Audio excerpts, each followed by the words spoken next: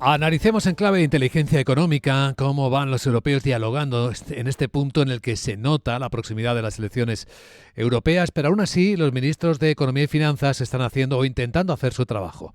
Uno importante es el diagnóstico correcto de cómo va la economía. Moderadamente bien parecieron transmitir tras la reunión del Eurogrupo. Veremos qué dicen en las próximas horas, ya cuando se sumen los ministros del resto de la Unión Europea, del área no euro, que forman parte del ECOFIN. Hablaron de por qué no avanza más el mercado único de capitales, la unión bancaria, estas cosas que parecen algo atascadas en la construcción europea. Nos acompaña en Capital Radio don Frederic Mertens, profesor de Relaciones Internacionales en la Universidad Europea. Profesor Mertens, muy buenos días. Muy buenos días. Pues si diagnosticamos nosotros a los diagnosticadores, a los ministros, ¿qué imagen creen que están trasladando a los ciudadanos de cómo van las cosas en Europa? Bueno, la verdad es que lo que trasladan es la interacción o el vínculo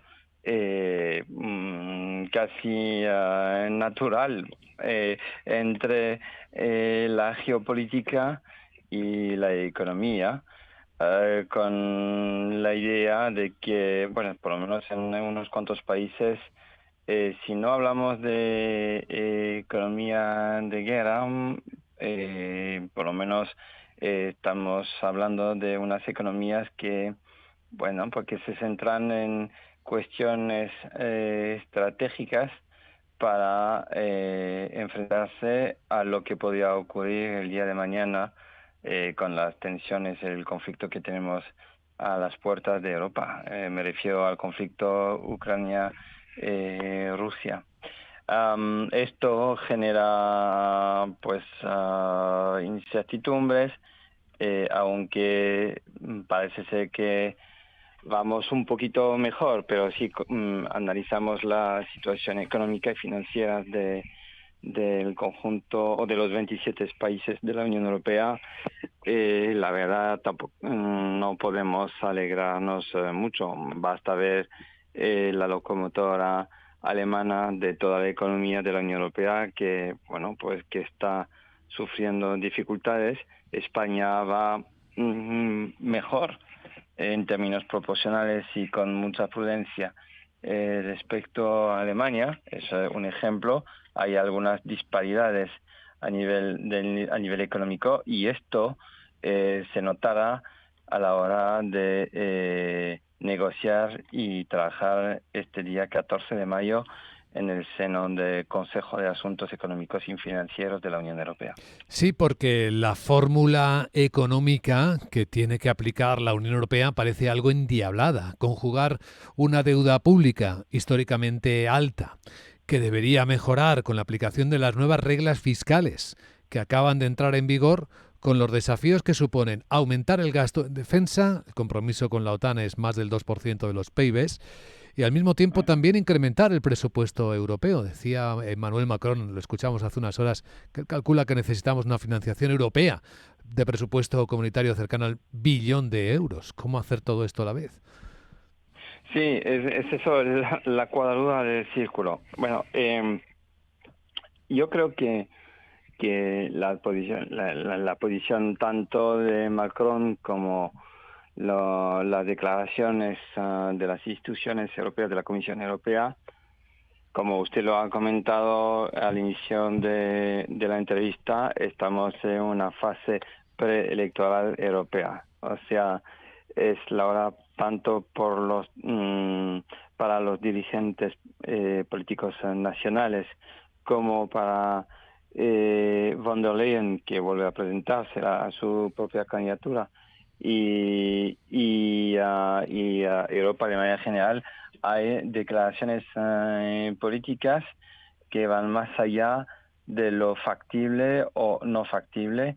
Bueno, estamos, repito, en campaña electoral o preelectoral, como usted quiera. Ahora bien, en el pasado, cuando hemos sufrido crisis, y la última de alta magnitud, que era la crisis sanitaria, el COVID, bueno, los países tuvieron tomaron la iniciativa de ir más allá de lo permitido en nivel del gasto público. Y recuerdo que en un primer tiempo la Comisión Europea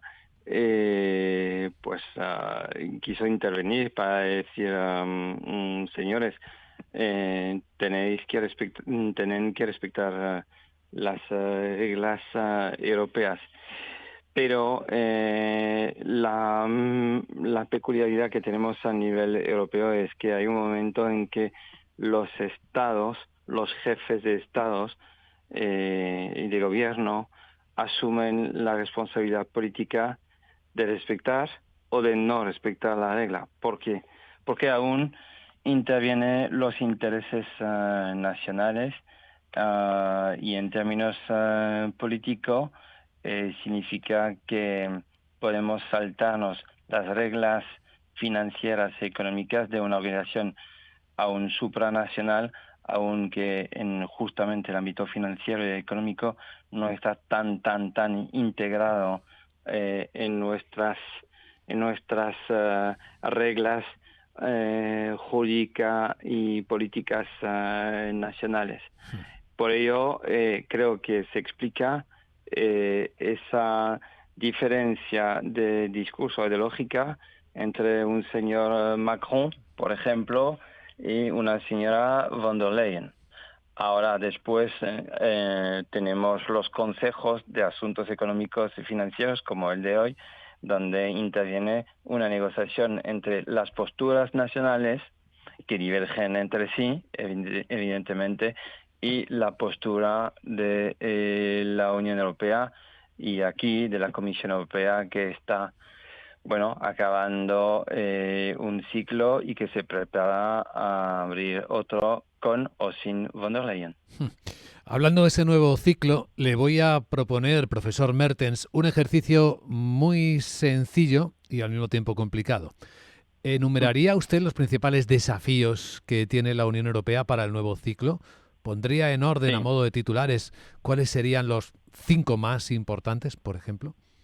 Bueno, estamos en la era digital, en el comercio por Internet, y hay toda la cuestión del IVA y cómo combatir el fraude del IVA en el contexto de la Digitalización. digitalización, perdón. También hay que trabajar sobre los mecanismos de recuperación y de resiliencia. Hay el contexto de la agresión de Rusia contra Ucrania y el impacto que hay sobre la economía europea, ver cuáles son los mecanismos que podemos, financieros, económicos, que podemos desarrollar a favor de Ucrania sin perjudicar a algunas economías como la polaca o la húngara. También tenemos otro desafío que nos afecta a nosotros europeos, pero a todos los ciudadanos y ciudadanas europeas, es el envejecimiento de la población, porque esto va a tener más y más impacto, y como no, por ejemplo, en este país, en España, y Europa tiene que apoyar y ayudar a los estados que se enfrentan, porque va a revolucionar muchas economías nacionales. También tenemos que prepararnos para el G20, el próximo G20, y con todas las decisiones que se han tomado, los compromisos. Y también tenemos otros que son el tema de la alfabetización financiera, como tenemos siempre más gente afectada por decisiones económicas financieras que hay que tomar a nivel individual, pues la Unión Europea tiene que apoyar todas las iniciativas para educar. Es un nuevo reto educativo a nivel de la población. Hace años, cuando entró el euro, había todo un proceso educativo para aprender a pasar de la peseta al euro y todas las consecuencias que eso implicaba. Pues ahora tenemos que trabajar en el ámbito educativo, la educación financiera. Y para acabar, pues tenemos también la cuestión del cambio climático, porque también aquí tenemos el impacto, obviamente, del cambio climático sobre nuestras economías a nivel mundial y, como no, a nivel europeo, y tenemos que trabajar en dimensiones de coordinación financiera y económica en este contexto. Y no se excluye otros retos, como por ejemplo el diálogo macroeconómico a nivel político o el diálogo económico y financiero, pero los primeros que he mencionado son, creo, los prioritarios. Un excelente análisis geoeconómico que agradecemos a don Frédéric Mertens, profesor de Relaciones Internacionales de la Universidad Europea, que haya compartido con los oyentes y espectadores de Capital Radio. Gracias, profesor Mertens, y buen martes. Muchísimas gracias. Hasta luego.